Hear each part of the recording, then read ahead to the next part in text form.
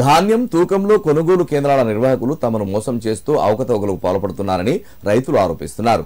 సిద్దిపేట జిల్లా తోగుట మండలం తుక్కాపూర్ గ్రామంలో ఐకేపీ ఆధ్వర్యంలో ఏర్పాటు చేసిన కొనుగోలు కేంద్రంలో ధాన్యం 41 కిలోలు తూకంగా వేయాల్సి ఉండగా అదనంగా 250 గ్రాములు ఎక్కువ తూకం వేస్తున్నట్లు రైతు యాదయ్య తెలిపారు. ప్రభుత్వం చెప్పిన విధంగానే తేమ శాతం 13, 14 మించకుండా చూసినప్పటికీ తూకం ఎక్కువగా వేయడం పట్ల తీవ్రంగా నష్టపోతున్నామని ఆవేదన వ్యక్తం చేశారు. కొనుగోలు కేంద్రం ప్రారంభించినప్పటి నుండి ఇదే తంతు కొనసాగుతుందని, రైతులు నష్టపోకుండా ఉన్నతాధికారులు నిర్వాహకులపై చర్యలు తీసుకోవాలని డిమాండ్ చేశారు.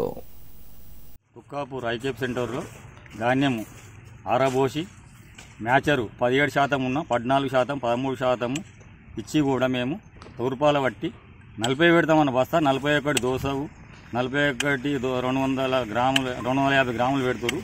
ఇదేందని అంటే అట్లే పెడుతున్నాం. మేము మార్కెట్ స్టార్ట్ అయిన నుంచి అట్లే పెడుతున్నాం. మాకు ఎవరు అడ్డంకు లేరు.